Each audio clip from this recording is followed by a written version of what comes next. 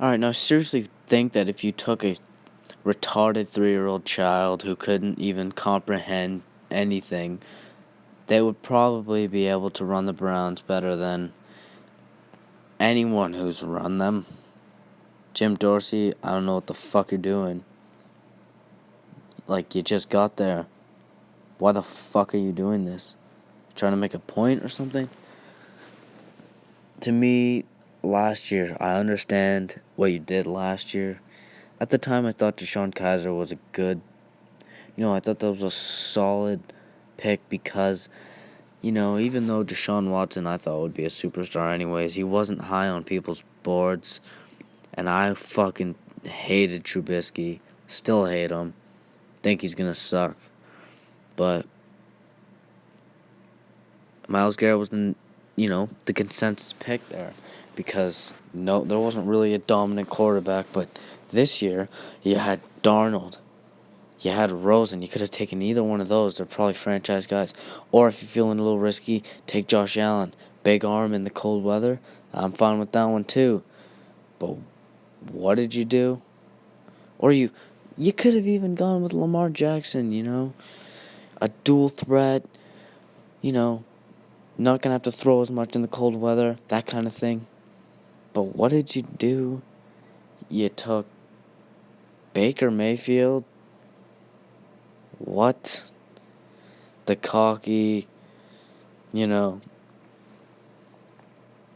fucking nut grabber getting leveled by cops.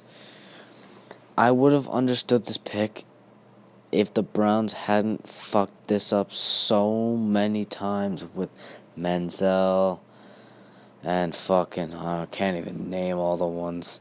But if they hadn't drafted a guy like Johnny Manziel before, I would have been fine with this pick because it would have been like, okay, he's high on their boards, I guess.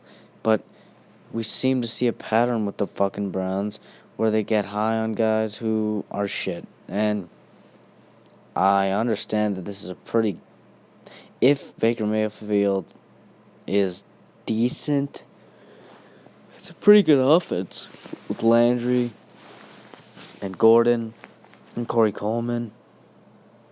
And I think they took Nick Chubb too. It's pretty solid. But of course, you had to take Baker Mayfield.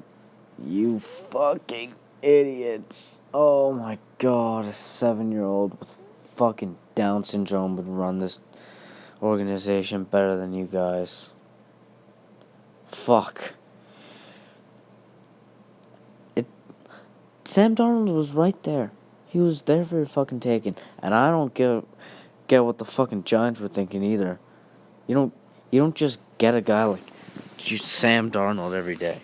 He doesn't just, appear every year. And you don't get that situation every year, but they decide to take a fucking running back when they don't even have an O-line. But we'll get into that another time. So, as this stands, it's probably the Browsiest pick of all time.